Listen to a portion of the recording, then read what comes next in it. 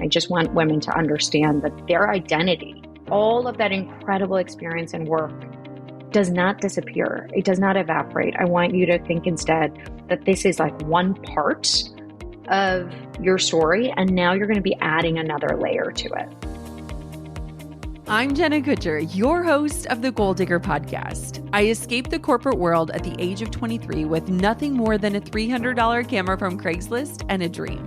Now I'm running a 7-figure online business that feels even better than it looks, all from my house in small town Minnesota with my family. Here, we value time as our currency.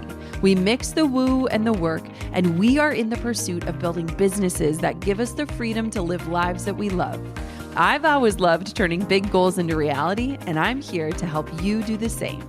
This isn't just a peek behind the curtain. Come along with me and my guests as we tear the whole curtain down.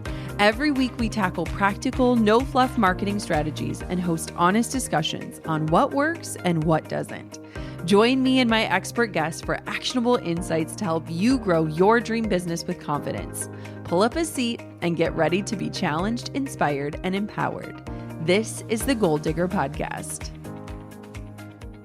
Do you ever feel like hitting pause on your career to raise a family or to be a caregiver is like pulling the emergency brake on your dreams? Well, what if that pause is actually a power move?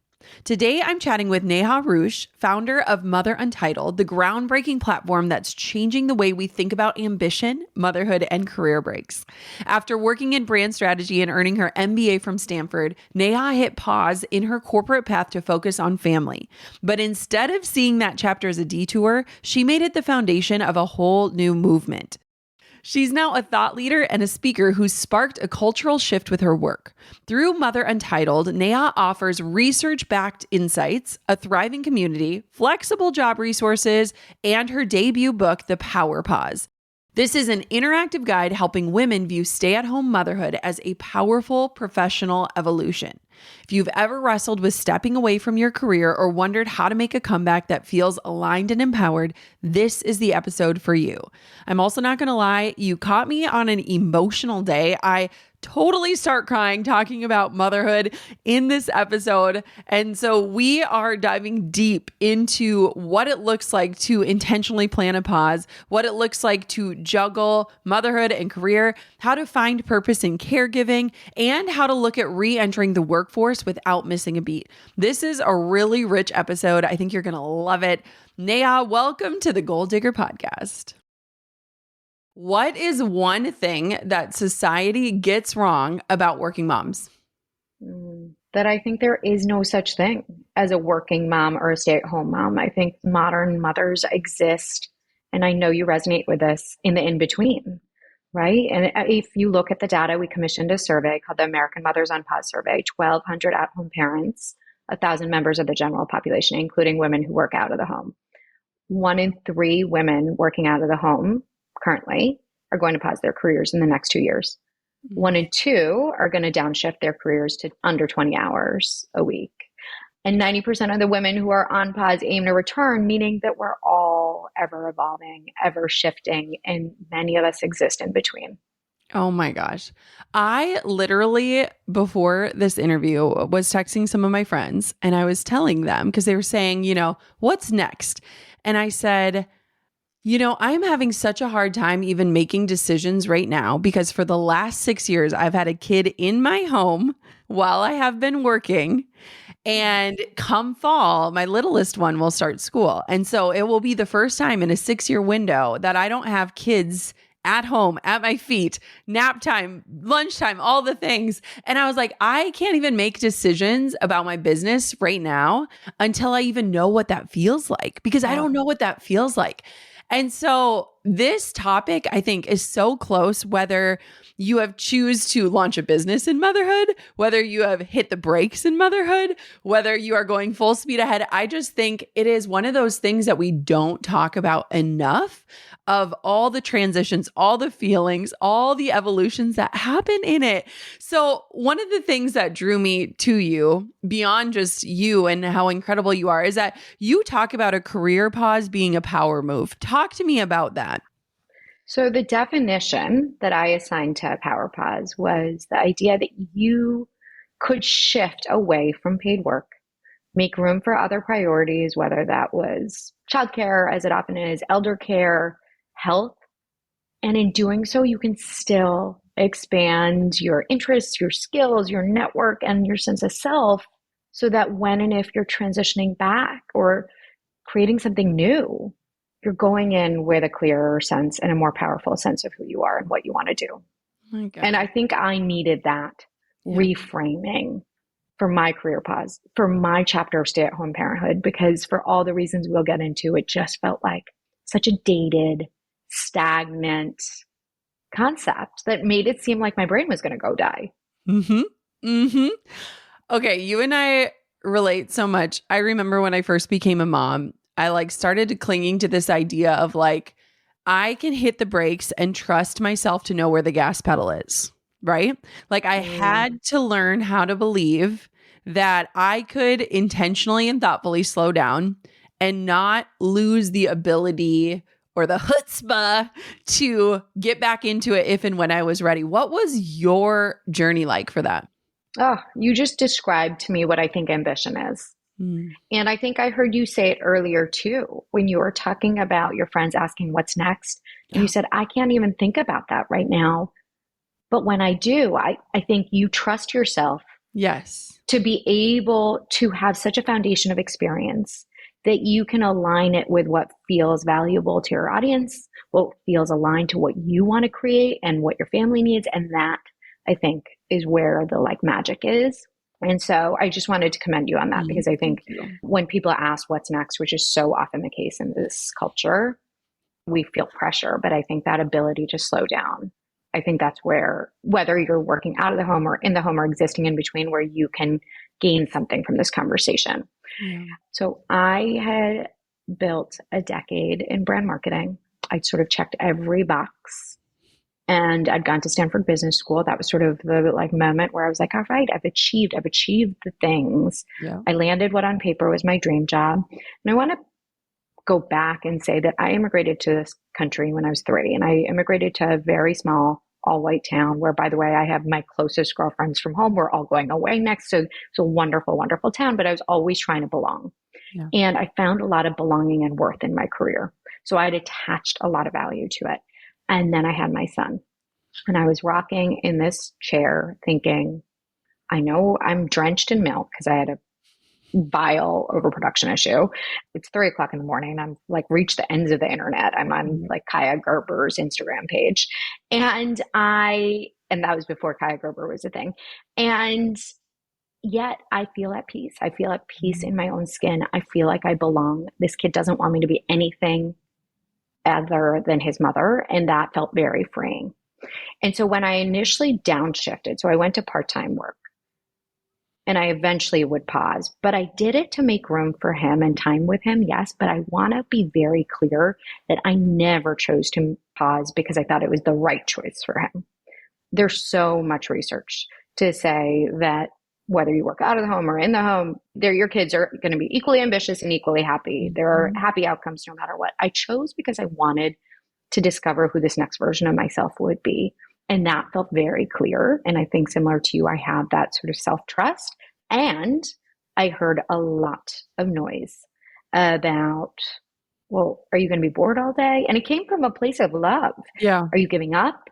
Did you take a spot at business school? And all of it sort of clashed with the experience I was having in the day-to-day, where I was meeting women like you and so many of the women we know on the playgrounds and in baby classes, working on creative projects alongside, or, they'd clocked in enough of their career that they were like, we trust ourselves. Yeah. And we're also on the other side of a lot of unwelcome commentary. And I should say that I had my first child in 2016, New Year's Day 2016. And that was still the height of the lean in movement, the height of the girl boss era. And what it did was it seemed to count anyone taking their foot off the gas out. Mm-hmm. So where did you go from there? Because it's interesting. So my husband has been a stay-at-home dad since we became parents. And it's so fascinating people's reactions. Like when they're like, so what does your husband do? Or most of the time it actually starts with, so what do you do? And then he shares that he's a stay-at-home dad. And then the question becomes very inquisitive. Well, what does your wife do? What were some of the surprising things that happened for you when that big identity shift happened? Because I think becoming a mom is a massive identity shift, but then also changing the career trajectory or not leaning on the titles anymore or the Yes. ways that people can understand which box to put you in societally based on what you do. What was some of the like most shocking things for you? Mm, I have this distinct vision. And I want to just say about Drew that 1 in 5 stay-at-home parents right now are dads, which I think is actually a wonderful thing because it shifts the conversation from being gendered to like, yes, care Yeah. is really intense. Yes. And for like functioning households, sometimes that's what we need or want. Yeah. And so I think that's fabulous. Thank you for owning that. But I received very similar questions as he did. I think what do you do has come to stand in for who are you in this Yes. culture. And by the way, we rely on it, right? I had gotten really used to saying, I run brand at a tech startup. Yeah. When you say that, I'm in a leadership position, brand, so you're like somewhat creative, tech startup, you're ahead of the curve. Suddenly you've conveyed stuff about yourself that Yep. holds space and invites people to get curious and ask questions. Stay at home mom or stay at home dad does not have that same gravitas in this culture for reasons that we can talk about. But I think probably the most disconcerting was that I would sit at a room. Yeah. Someone would say, what do you do? And then their face would either go blank as though there was nothing else to follow up with. Yep. But I do think the worse than being asked and word vomiting, like I did the first couple times until I found my own language, was not being asked at all. Yeah. So meaning that like I would sit at a table and they would just assume sort of based on conversation tidbits that was my choice. And they almost felt so uncomfortable to put me in a place of supposed discomfort that they didn't ask anything. Mm-hmm. And that feeling of being invisible was shocking, was truly shocking. And I think, stay-at-home parent in America has just, if you ask the American public today who they think of as a stay-at-home parent, they think of June Cleaver. June Cleaver is an apron-clad fictional character from the show Leave It to Beaver that started in the 1950s. Yes. If you ask them, who do they think of with a working parent, they will say Michelle Obama, Sheryl Sandberg, and Beyonce. So like fact, fiction, current, archaic, and that power chasm for all the reasons we talked about in the beginning doesn't apply anymore because women are having children later, right? You're having children, you've already accrued work and education experience. You have more equitable relationships with your partner like you do with Drew and I do with my husband. Dads are spending 3 times the amount of time with their kids than any generation before. Like your community and everyone listening, we have access to digital tools and technology so that we're able to sort of tinker with ideas behind the scenes. And so, we were due for a narrative upgrade because I never wanted another woman to sit at a table and feel counted out and invisible. It's just a stinky feeling. What would be some good questions to ask? Like because I think this is bringing up a really good point. And even thinking about my close circle of friends, like one of them has her master's degree and now she's just coming out of the pause, right? So she raised her kids. They're now both in school. She's coming out. I'm like, she is more educated than I am. So what are some of those good questions to ask parents, caregivers, people that have taken a pause, or people that are in that transition? I'm so glad you asked that. So I always think of the drop off and pickup line, like start of school. That's when you're getting to know people. And sadly, what you do is sort of our fallback, but it's such an easy layup to just say, what are you up to for the rest of the day? Right? Yes. Or what are you up to these days? Because what are you up to gives space for you can talk about the next venture or next piece of your incredible ecosystem that you're building out. Or someone else could say, I'm working on a family relocation or renovation, or my child has been diagnosed with something. I'm like actually really trying to navigate that system. Or they may say, I'm working on my health. They just give space for something more. Yeah. And I think on the flip side, when you're answering the question, when you're in transition, I think we often think we're just going to magically have the words. And so much of the Power Pause as a book is words. It's about giving women the new language to be able to walk through the stage with confidence, but it means you still have to practice, right? Like I still practice. And so this idea of language that allows you to feel like this is one chapter. So right now, if it is a choice, being able to say, I get to be with my kids. Yeah. Or I get to mostly be with my kids and we'll see what comes next. You're open to other things. Or you might say, and I'm working on a renovation, and I'm working on a small project about work and family, or I'm taking a class in photography, because then it just leaves room for a little bit more and it's more expansive and it's more fluid. I love that. This episode of the Goal Digger Podcast is brought to you by Mercury, modern business banking designed for entrepreneurs who want less stress behind the scenes. You know that moment when your kids are independently playing, or better yet, napping, and your laptop's open and you've got exactly 1 hour to be the CEO and the CFO? Well, Mercury gets how real that window is. It's a streamlined platform made for businesses just like yours, where every minute and every dollar counts. With Mercury, you get powerful business banking with no hidden fees and instant access to virtual cards with 1.5% cash back. You can receive funds, pay vendors, send invoices, and manage loans from one central dashboard.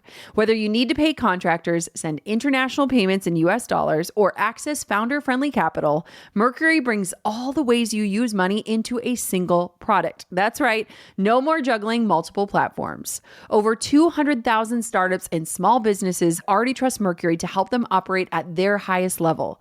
Mercury is a technology company, not a bank. Check the show notes for details. Deposit $5,000 or spend $5,000 using your Mercury credit card within your first 90 days to earn $250, or do both for $500 in total rewards at mercury.com/goal. That's mercury.com/goal. We've been eyeing up some new furniture pieces for our lake house, and we have been loving Cozy because their furniture is amazing. Like, it's so hard to choose because we love their vibe. It is clean, cozy, and modern, and it's seriously made for real life. With a brand new puppy and 2 kiddos who love to climb on everything and snacks that somehow get everywhere, we need furniture that adapts to us, not the other way around. And Cozy gets that. They make everyday home furnishings easy. Their pieces are modern, adaptable, and worry-free, which is honestly a dream when you are juggling a puppy and kids and just everyday life. What I love most about Cozy is how it opens up new home possibilities. Their modular designs literally grow with your life. Like, you can add and rearrange or swap pieces as you need. And they have washable covers, which make cleanup feel so much more doable. It's your home, your way, and Cozy makes it all feel effortless. From easy assembly to mixing and matching styles, Cozy makes everything easy. I've never been more excited to cozy up. And yes, this pun is very much intended. Transform your living space today with Cozy. Visit cozy.com, spelled COZEY.com, the home of possibilities made easy. It reminds me, Neha, one of my good friends went through a cancer journey last year, and I was like figuring out, like, how do I support her? And one of my favorite questions to ask her is, what have you been Googling lately? And I was like, let me Google it with you. And we were like solving, clothing changes and cold capping and just like different things together, where it was like, what are you busy researching? Like, let me research it with you so you're not alone. And I feel like too, for people that are coming out, it's like, what are you interested in? Or like, I laugh because there was this moment years ago where Drew and I, we were talking about one of our mutual friends, and we were like, I wonder what she does for fun. And then we kind of looked at each other and we're like, what do we do for fun? Like, we're either like parenting or we're working. And it was funny as a reminder of, like, a lot of us haven't had time for hobbies, right? Like, it's not necessarily the greatest lead-in for a lot of people, where we're just kind of rediscovering, like, what brings us joy in this phase. But I feel like, what are you Googling or what are you looking up is kind of a fun one of, like, with that. What rabbit hole are you going down? Let's go down it together, which is kind of fun. Yeah, Kaya Gerber's Instagram page. There you go. I ended up on Becky when I realized I'd reached the end. It was Aunt Becky's daughter's. You're like, I can't go any further. Page. Yeah, no. Who's also like looks like a mini me, obviously. Yeah. And then there was the. So let's say that somebody is planning a career pause. So let's say somebody's listening, and maybe in the near future or in the distant future, they're thinking, okay, I know that at some point I want to take a career pause. What are some of the key steps that somebody should consider taking before they step away, just to give them that confidence? Because I think you and I, we have that confidence of, like, we can hit the brakes. We know where the gas pedal is. we're good. But I think a lot of people might struggle in trusting themselves in that way. So are there any things that people could do to set them up for success in that? Yeah, and I will tell you that even though I had that inner confidence, I still made mistakes. Yeah. If I were to set up this chapter, and a lot of the book is about how do you set this up as an enriching chapter. And I think I did discover how to do that, but especially in the planning phase, there's a couple key things, right? The first piece is what we talked about was unsubscribing from the narrative that you're giving up your ambition, that you're giving up your feminism. Ambition, by dictionary definition, is the determination to do things. That's it. And the reality is you're going to do a lot of different things over the long game of life. You're going to care a lot about different things. And so if we sort of think about it instead as a platter of priorities and you're shifting energy around to make room for that and you're trusting yourself and you're aligning with your values, then that is an incredible, bold, ambitious choice. Feminism, the reality is the second wave of feminism was so necessary. We proved our capacity in the workforce. And we made it very black or white, right? Like anyone who was in the workforce, in the traditional workforce, was paving a new way for the next generation. Anyone who was at home was like funneling Tupperware and like defending tradition. And the reality is, for all the reasons we talked about, we're looking at a new woman who has more options, and we want her to have more options to make work and life more sustainable. We want not only to just be in the workforce, but we want to make more options available to let work for like our unique womanhood. So I think there's a lot of redefinition that has to happen. And I just want women to understand that their identity, all of that incredible experience and work, does not disappear. It does not evaporate. I want you to think instead that this is like one part of your story. And now you're going to be adding another layer to it. Yeah. I think the other piece of this, which is really significant in the planning phase, and I do think my husband and I did this well because of him. He ran our home, even before we had kids, like a business. Like there was a P&L. He copied and pasted the P&L from his startup, which was then a startup, and applied it to our home. I was horrified because I hate Excel. And also I was like, why are you micromanaging my taxi habit?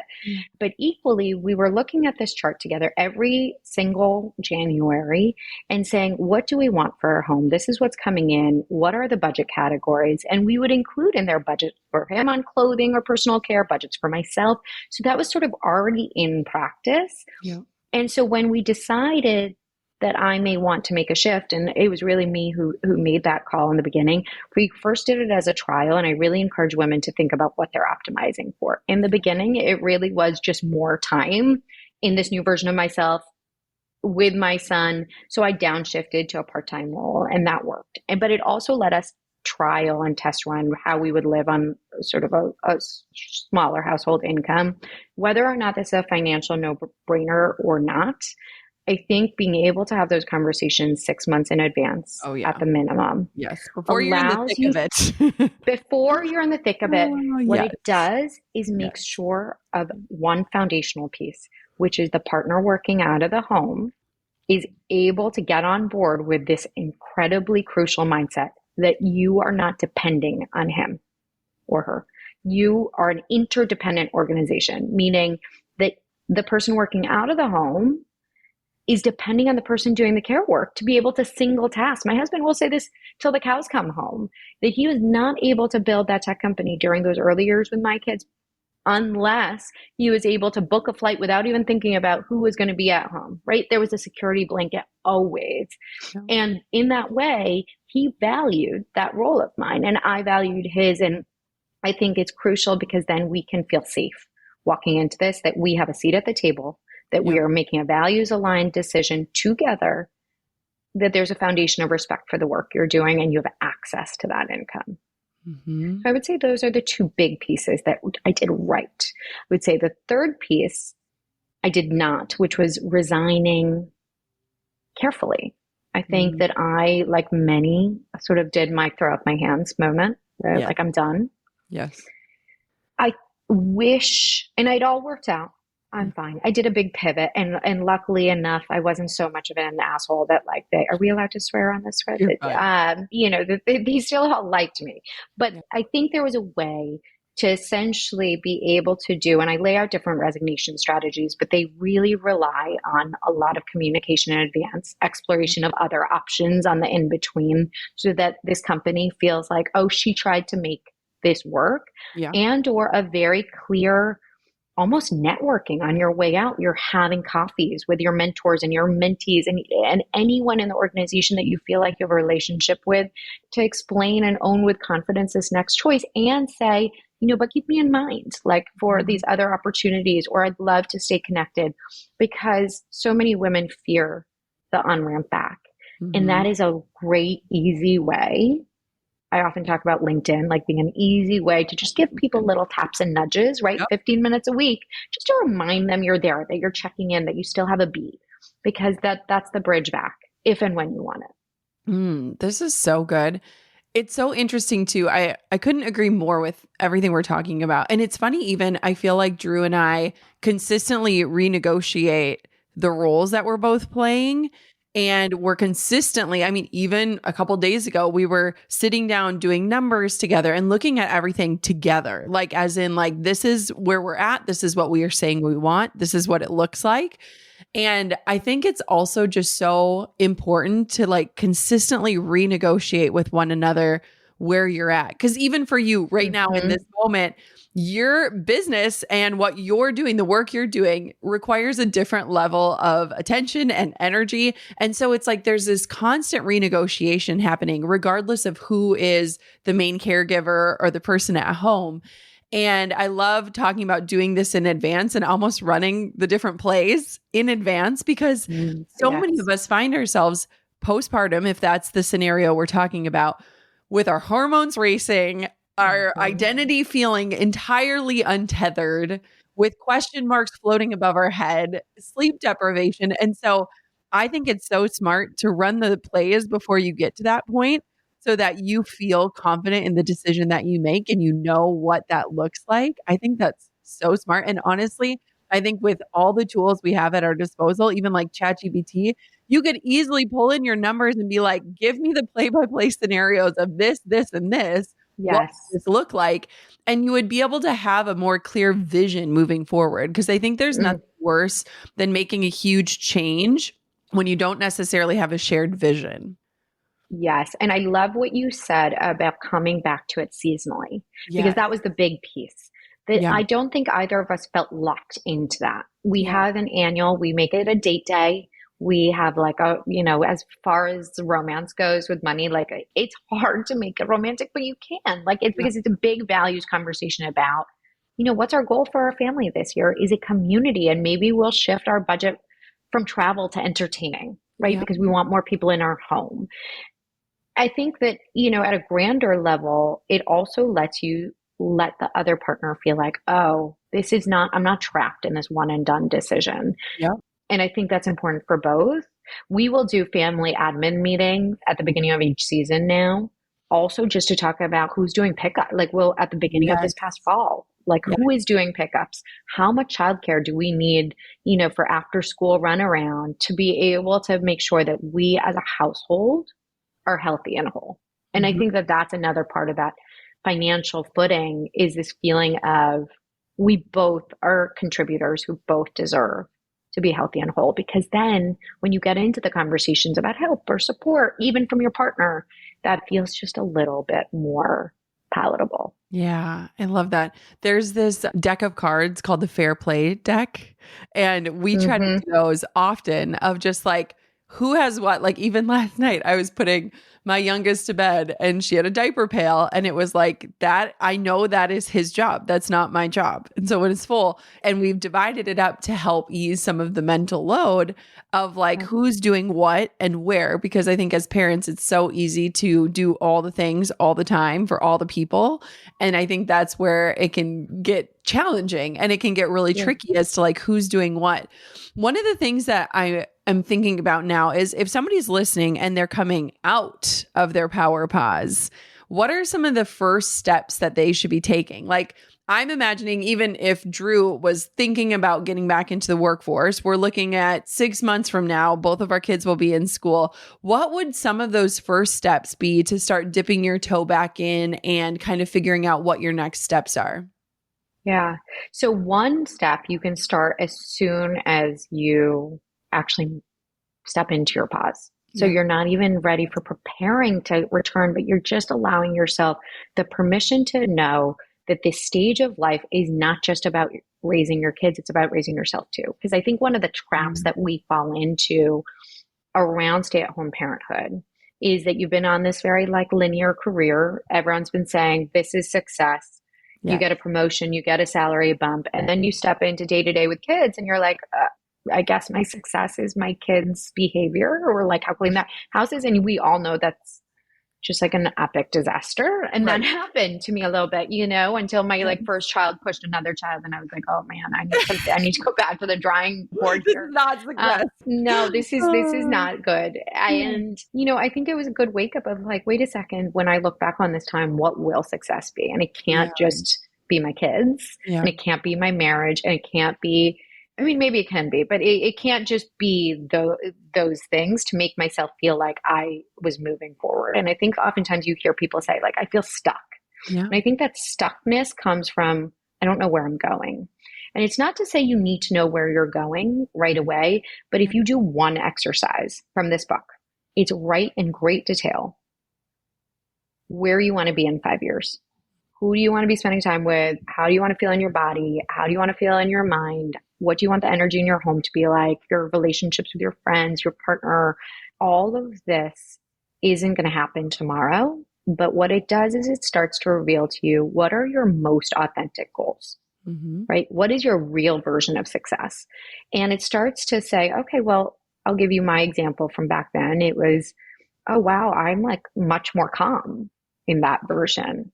I guess I finally have room to work on my reactivity, which I'd been like slipping under the rug for a long time. And I think about goals in three ways: personal, professional, and family. So from personal perspective, it was really that growth around reactivity. From a professional perspective, I'd always wanted to write. I'd never been able to get to in my work prior. I was too pigeonholed. Yeah. So I started a free Squarespace on work and family, which were the seeds, obviously, of the work I'm doing now. And on a family perspective, I wanted a silly household. That's what I imagined in that. And I thought, well, what can I do now with kids so young? And it was a dance party every single Monday. Yes. And like, those are three very realistic, very attainable for that chapter of my life, but measurable things that when I looked back after 6 months, I would say, I moved myself forward, right? It was like, I'll listen to a podcast every week about women and anger. I will post those 3 times a week. And so you look back and they're just these little incremental things that moved you forward. But it also starts pointing you in a direction that when and if you are ready to return, you have a foundation of pieces, sub-bullets to your career story, right? Clues of what has lit you up. What are you interested in? What do you want to dig deeper on, right? Because you're ideally reevaluating those goals every 6 months. So as you've been writing, you might say, oh, I want to write more about this topic. I want to meet more people. I want to go to this conference. And you might have, as your kids get older, started to build up and go in that direction. And the other exercise, I know I said I was only going to do one, but if there was one other thing, it was open an iPhone notes or Google Doc. Like have Drew just start noticing, if he hasn't been doing this already, like content that he's lingering on a little bit, like a podcast that sparked his interest besides yours, the time he volunteered in the school and like he felt really proud of himself, or a time he advised you and he felt really, you took the advice and it made a difference. All those little things seem so arbitrary, but what they do is they start to form a story about what do I want next and how can I reshape these seemingly non-traditional experiences that you do gain volunteering, advising a partner or a friend, trying on creative projects. They do start to form a really interesting story for your career portfolio. I love this. My team has been using Monday.com for years. It's how we manage launches, projects, and all the moving pieces in our business. When we made the switch, everything changed. We went from scattered docs and Slack chaos to a single space where everyone could see what's happening and when. That's why I was excited to learn that Monday.com's CRM platform brings the same clarity to customer relationships. It's fast, flexible, and built for adoption, giving your revenue and customer-facing teams a CRM that they'll actually enjoy using. And it's more than just managing contacts. Monday's CRM connects your entire customer journey from first touch to long-term retention, bringing sales, success, and operations together in one fully customizable workspace. With AI at its core, it takes care of the heavy lifting like lead scoring, forecasting, and auto-generated summaries so that your team can focus on closing deals, not chasing them. Move deals faster with an AI-powered CRM your team will actually use. Visit monday.com/CRM to learn more. You know those things you create for yourself or your business after spending hours Googling and wondering, why has nobody made this yet? Yeah, you could sell them. That's exactly what I did with my presets and templates. And with Shopify, turning them into products was simple. Starting something new can feel overwhelming and lonely when you're wearing all the hats. But with Shopify, you don't have to do it alone. Shopify powers millions of businesses worldwide and 10% of all e-commerce in the US, from brands like Gymshark and Mattel to those just getting started. With hundreds of stunning, ready-to-use templates, you can build a beautiful online store that matches your brand. You can even accelerate your content creation with Shopify's AI tools that write product descriptions, craft page headlines, and even enhance your product photography with a single click. And with built-in email and social tools, it's like having a marketing team right in your back pocket. From inventory to shipping to returns, Shopify has the expertise to guide you every step of the way. If you're ready to sell, you're ready for Shopify. Turn your big business idea into with Shopify on your side. Sign up for your $1 per month trial and start selling today at shopify.com/goaldigger. Go to shopify.com/goaldigger. Again, that's shopify.com/goaldigger. You know those text threads with your college besties where you say you're going to plan a trip together and then you blink and 5 years has gone by and it still hasn't happened? Well, my college roomies and I are finally going to do it. We're spread out all over, but the other day I found this incredible Airbnb with a private pool and sent it to our group chat. The thread exploded. Everyone was checking calendars, texting their partners, trying to secure babysitters. It was the most excited we've been in ages. Life gets full fast. So when we do get the chance to actually go, I'm reminded that someone else's home made that moment possible. If you've got a space that's just sitting empty, whether it's when you travel or even just a few weekends a year, Airbnb's co-host network makes it easier than ever to start hosting. You can partner with someone local to handle everything: guest communication, even setup and design. It's all about making your home work for you on the days you're not in it. Find a co-host at airbnb.com/host. As you were talking, one thing that I think is so interesting is I feel like we are like obsessed with going back to work. And as you're talking, I'm like, we're not going back anywhere. We're going forward. And like you will Yes. come out of this an entirely new person if you allow it to change you, right? Like I think about my journey as a mom and like it has softened me so much. It has unlocked creativity in new ways. It has redefined success in a million ways. And so I think too, if somebody's listening and you feel like I need to go back, it's like, no, no, no. Like take all of this forward. It is like the juiciest bits of life that will move you forward in such a new way. And I feel like for most of us, if we were being totally honest, going back was not in alignment with what we truly want. Like when I look at my first career, I'm like, that was not true success. I didn't feel successful. I felt burnt out. And it's interesting how we often, our mind is like, well, we're going to go back. We're going to go back. It's like, no, no, no. How about we like focus on like ushering ourselves forward? Like just as you're talking and like having that notes of like things that light you up or things that are exciting to you or things you're learning or things you're telling other people and it's impacting, like that's the stuff we want to take forward. And that's the most valuable stuff. And that's also life. Like that is like the wholeness of life, right? Yes. And I'm so glad you also, obviously when you talk about it in this way, right, in these sound bites about Yeah. how we might move ourselves in return to paid work, it sounds so fast. Mm-hmm. But there's a gift when you're making room for kids, that you make room, you set aside, you've already checked your ego at the door, you've already paused your paid work.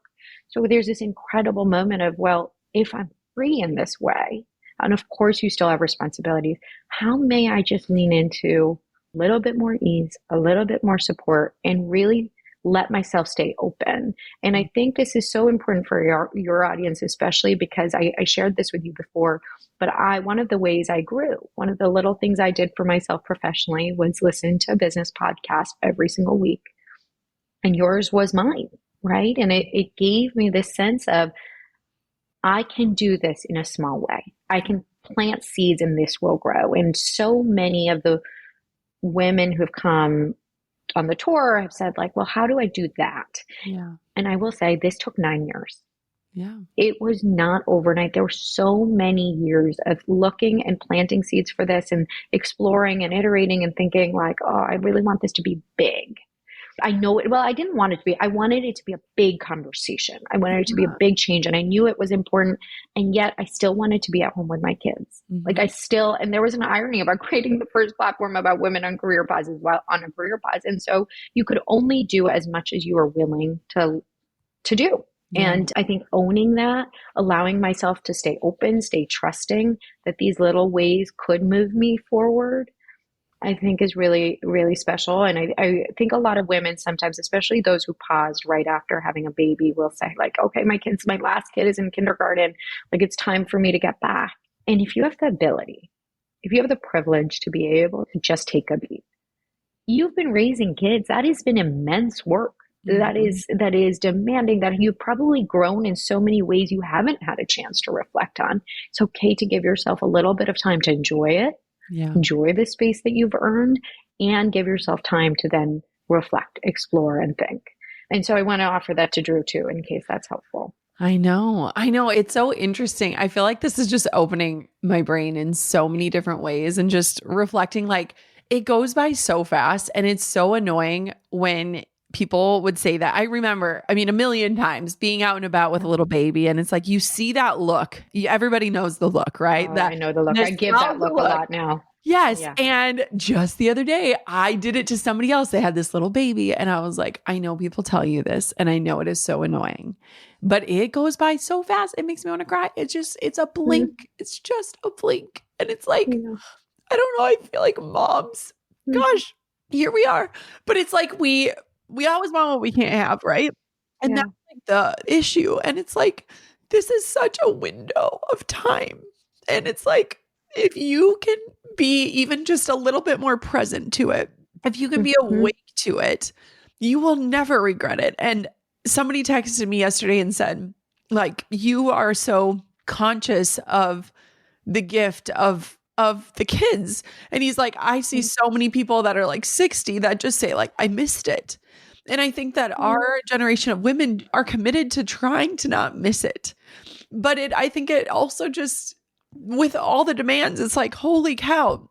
But it is such a little window of time, isn't it? It's so fast. It's so, I have a 9 and 6-year-old now, and I can tell you they need you in a different way. Yes. And I want to be there. It's interesting because I hear a lot of women pausing, actually, again, when their kids are older and in their teens and in their college years, because there's something else. There's a woman at a talk recently who said, my daughter's 18. I just left a long career at Chanel because I don't want to lose this last year. Like, I just want to be, and I just I looked at her and I thought, I know, can you imagine?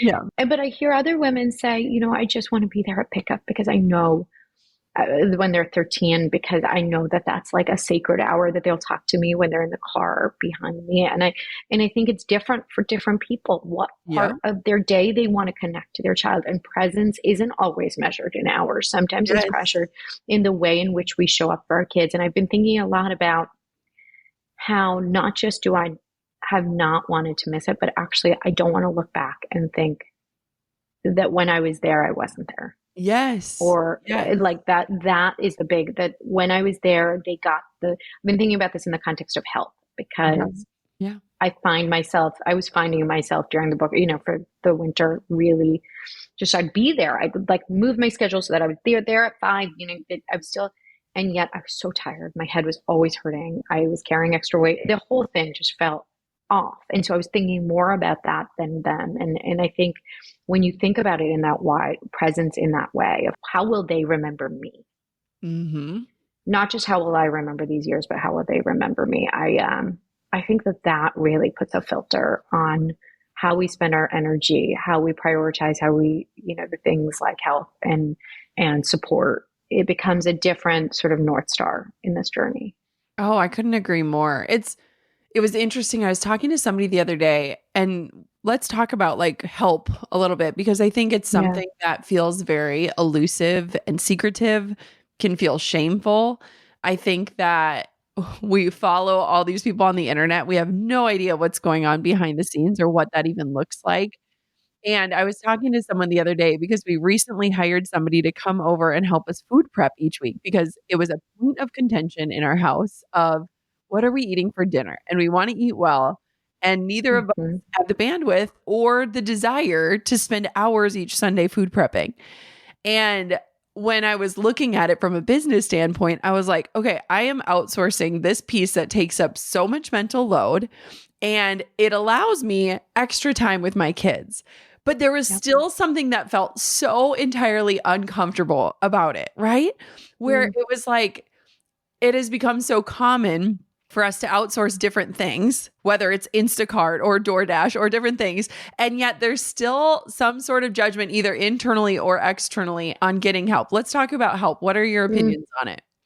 Oh, God, it's such a rich topic. And I think it's both internal and external. I Yeah. think we, sadly, 1 in 3 at home parents in this country have not had any help, including family assistance, which means they are parenting 24/7 without breaks. No one should have to do that, right? No one should have to work around the clock. And we wouldn't expect that of someone working for pay. And we've so grossly undervalued care. We've made it seem so easy and simple and like diapers and laundry. And part of that is all the memes and we dumb it down. Yeah. And the real work of parenthood is thinking about how to show up in play with your child, right? How to observing them and noticing things that are different and then staying up at night and Googling. That's what I'm Googling, right? Yes. Googling that and thinking about how can I support that or scaffold that. And there's so much. And by the way, those are with pretty typical children. And when you're looking at kids with any sort of diagnoses, if I was sitting on the phone with this woman from St. Louis whose child has diabetes, and she is writing protocols for the nurse as to how to be able to administer medication, and she has to update it weekly, right? Like that is the awe-inspiring, breathtaking work of parenthood that we have not shined a light on. And when we don't shine a light on that, then we think, well, why do you need help? Why do you need support? It's so simple. And yet that work needs space. That work needs support. That work needs someone to be healthy and whole to be able to do it ideally.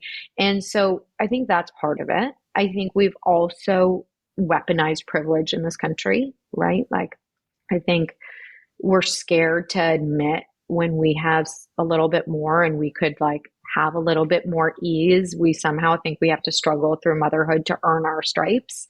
And no one gives you any badge at the end of the day. Like you are not, that is not sadly really rewarded, but we think that's the memo we get, that the more we struggle, the better job we're doing. And a lot of that is rewriting those beliefs, right? Like a luxury, it's like such a heavy word. And by the way, stay-at-home parenthood has been deemed a luxury for so long. And when we deem something a luxury, when we think, oh, she's like sitting around eating bonbons and her like partner must make a lot of money, when by the way, 1 in 3 women who are pausing their careers right now are pausing because of the cost of childcare, right? Mm-hmm. So when we sort of put this all together and say, wow, parenthood is like really complicated work that deserves wholeness and health and like space and support, and like someone doing food prep so you can concentrate on the connection because your child deserves that. And we're operating in a different time. And by the way, there's nothing luxurious about the fullness of parenthood and doing that work. It's a privilege to get to choose to do it. And we still need breaks and support to show up for them the way that we want to. Then we can sort of expand the conversation. But because there's so much shame associated with it for all those reasons, then we all hide it, right? So like no one's showing their like a nanny or their housekeeper or their babysitter or they're on I try to, but like on Instagram, like you're not talking about that. Thank you for sharing yours. But for the most part, I remember Lauren Smith Brody writing an article in Harper's Bazaar called The Invisible Nannies of Instagram.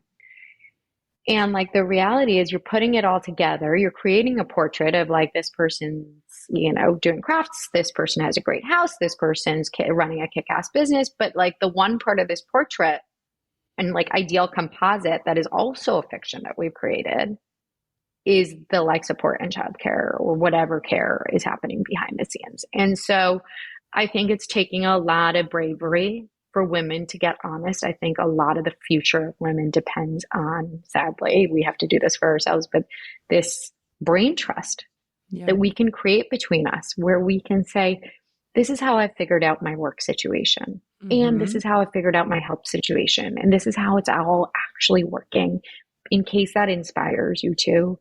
And we, as consumers of that brain trust, have to work on our own judgment.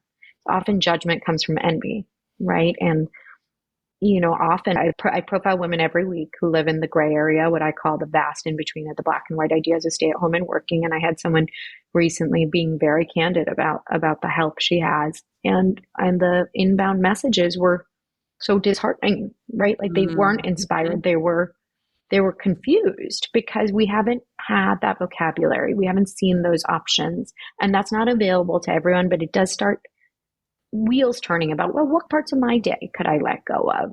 And may I either drop and say, this isn't important, like I'm not going to get a food prep, but maybe I like do frozen meals instead, right? And so I think that openness is how we move ourselves forward, but it does take a lot of rewriting. Yes. Oh my gosh. Okay. Speaking of writing, tell everybody where they can get your book, where they can connect with you, where they can read your words. Give me all the places where they can get more of you. Well, you can follow me at Mother Untitled on Instagram for daily doses of narrative change. You can come to motheruntitled.com. We have a ton of free resources from our library to our experts Rolodex to our Flex Jobs board to our toolkit on embracing the pause, returning to work, finances, everything in between. And you can buy the book wherever books are sold or you love to get books. Oh, thank you so much for coming on the podcast. This conversation needs to be extended because we could keep going and going and going. So thank you for being here today. We really could. It is such an honor to join you. Thank you. I totally didn't expect to break down like that in this episode, but I'm kind of glad I did. I can't talk about my kids without crying. It was so funny. I was out to lunch yesterday with my mom and I was sharing like a funny moment with my kids and I just get tears in my eyes. I just love them so much. And I think it's just hitting me how fast it all goes. Oh my gosh. So I just love this conversation because I think regardless of what path you choose, I think the world has been telling us like you have to choose your lane and stay in it. And I feel like Naya is opening this conversation to be so much more rich and just filled with the honest options that might be out there. And I also want to say, I recognize that especially in today's economy, this is not always feasible and possible for many people. Many people do not have the option to stay at home and be a caregiver. And so I think that when we can fully just lay it out there and share what the realities look like based on our own experiences, we unlock the ability for other people to show up and do the same. The more stories we hear, the more that we see that our story is ours and can also be shared. And so I just loved this conversation. The time went by so quickly. I feel like we could absolutely do a part 2 on this and really just talk about what it can look like as your identity shifts, as your career changes, and as you navigate just the evolution of being alive. Thank you so much for listening to this episode. I hope you loved it as much as I did. If you have a minute to leave a review, or if you know somebody who is facing a decision like this or in kind of that change of identity stage of their life, will you send this episode to them? Have a little listening party, have a little podcast club where you can talk about it. I would love for you to forward this off to somebody who could really benefit from this conversation. And of course, until next time, keep on digging your biggest goals.